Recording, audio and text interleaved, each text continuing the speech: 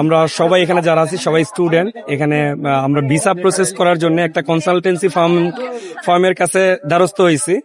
তো তারা student visa process করার কথা বলে আমাদের কার্যক্রম করছে, কিন্তু কেউ এখানে আর কি 2000 ওরা এমনিতে ওদের সুনাম ছিল, কিন্তু বিগত 2-3 বছর ধরে ওরা স্টুডেন্টদের সাথে ঘুরাচ্ছে আর কি। তো আমাদের যে সমস্যাটা হয়েছে সেটা হচ্ছে এইরকম যে স্টুডেন্ট ভিসা অনেকে অফার লেটার আসছে, অনেকে ভিসা পাইছে, কিন্তু বাই দ্য টাইম এই ভিসার যে টিউশন ফি যে ইউনিভার্সিটিকে দেওয়ার কথা, এই আমাদের এজেন্সি ওই বিশ্ববিদ্যালয়গুলোকে টিউশন ফি গুলো দিচ্ছিল না আর কি, না দিয়ে আমাদের ভিসাগুলো প্রসেস করছে।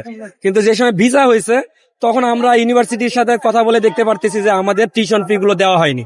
তো যখন এইরকম 2-1 শুনতে পারছে, জানতে পারছে, তখন যে সময় ওদের অফিসে যায় কথাবার্তা বলছে যে এইরকম কি অবস্থা, কি আসার বিষয়, তো ওরা নর্মালি বলছে যে আমরা দিয়ে দিব বা এইরকম কিছু। কিন্তু গত জুলাই মাসের 3 তারিখ ওরা অফিস পরিবর্তনের কথা বলে ভাটারা ওদের ভাটারার অফিস নদ্দা থেকে পরিবর্তন করে বনানীতে নিবে, ওই অফিস পরিবর্তনের কথা বলে ওরা পুরা অফিস নিয়ে উধাও হয়ে গেছে। এরপর থেকেই আর কি আমরা রাস্তায় রাস্তায় ঘুরছি, বিভিন্ন দপ্তরে ঘুরছি যে আমাদের এই ব্যাপারটা কারা কিভাবে কত দ্রুততম সময়ের মধ্যে সমাধান করা যায় বা করতে পারে। আচ্ছা, তাদের সাথে যোগাযোগের যে ব্যাপারটা এখানে বলি, আমাদের ওরা একটা বড় চক্র। এখানে যদি বলি, যেমন আমাদের এটার প্রতিষ্ঠানের এজেন্সির নাম হচ্ছে জাস্ট থট এডুকেশন কনসালটেন্ট। ওদের আরো 4টা প্রতিষ্ঠান আছে, ভিসা গাইড, গো ভিসা, ভিসা গ্লোবাল স্টেশন, এই নামে আরো 4-5টা প্রতিষ্ঠান আছে, সবগুলোই উদাও।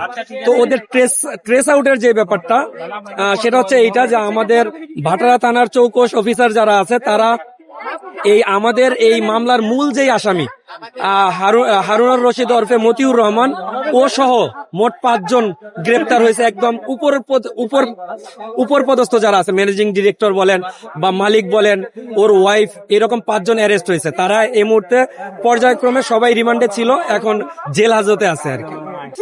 এটা যদি আসলে প্রাপ্তির চাইতে আমার মনে হয় ভালো পাচ্ছি এই অর্থে, কারণ যেইভাবে ওরা পালানোর চেষ্টা করছে, যেমন হারুন ওরফে মতিউর রহমান, সে তার ওয়াইফ সহ অস্ট্রেলিয়ায় পালানোর জন্য এয়ারপোর্ট গেছে।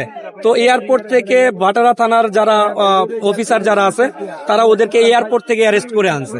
তো ও যেহেতু মালিক, ও যদি কোনো কারণে দেশ ত্যাগ করতো, সেক্ষেত্রে আমরা এই যে এখনো যে একটা বেসমেন্ট আছে আমাদের মামলার বা আমাদের সার্বিক বিষয়ের, এটা থাকতো না আর কি।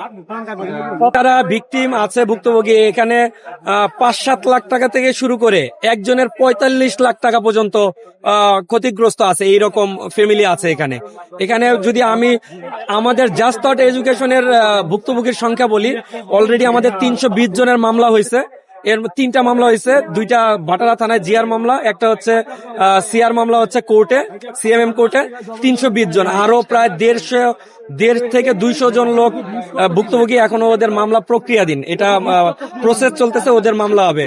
আমি যদি সর্বসাকল্যে টাকার অ্যামাউন্টটা বলার চেষ্টা করি, সেক্ষেত্রে এই জাস্ট থট এডুকেশন কনসালটেন্ট যেটা, এখানেই টাকার অ্যামাউন্ট 50-60 কোটি টাকার মতো হবে, কারণ যেগুলো অলরেডি হয়েছে এখানে 27-28 কোটি টাকার আত্মসাৎ করা হয়েছে, এরকম একটা নথি আমরা ইতিমধ্যে জমা দিচ্ছি।